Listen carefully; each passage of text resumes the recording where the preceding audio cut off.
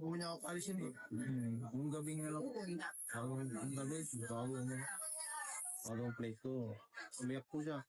Bago niya ako alisin. Tapos sabi niya, nung kami natinda, sabi niya sa akin, Daddy, huwag ka na umalis, sarili ko na lang ako sa school. Kaso yun na. Doon na po sa may ate. Yung pala sa huli niya, ako sa mga. Sir, pakikwento sa amin, nakapasok na po ba kayo ng loob ng NAIA bago po mangyari ang aksidente? Ako, nakapasok ako. Ano yung sir nalaman? Ngayon ano po, may pumalapag. Tapos nagsigaw po yung mga tao.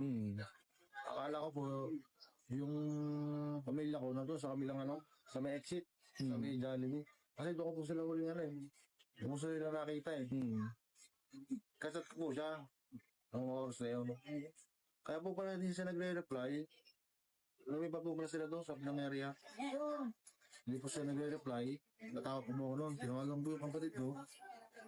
Noong ang kapatid ko nakaligtas. Yung po sumagot. Naiyak. Naiyak po na po. Doon na po ako kinabahan. Kaya po ko itulak muna. Huwag ko po nakita. Una-una ko po hanap yung aking anak. Ikaw po makita. Tanong po ako sa police. Hindi po nila alam kasi bago pa lang. Pagtingin ko po doon sa, ilalim ng, sasakyan, nandun po ako, pakandusan. Po, sakit. Sakit ako po ang aking asawa, ang aking ina. Pamangkin ko po. Tapos nasa saklat. Ayaw po niya ako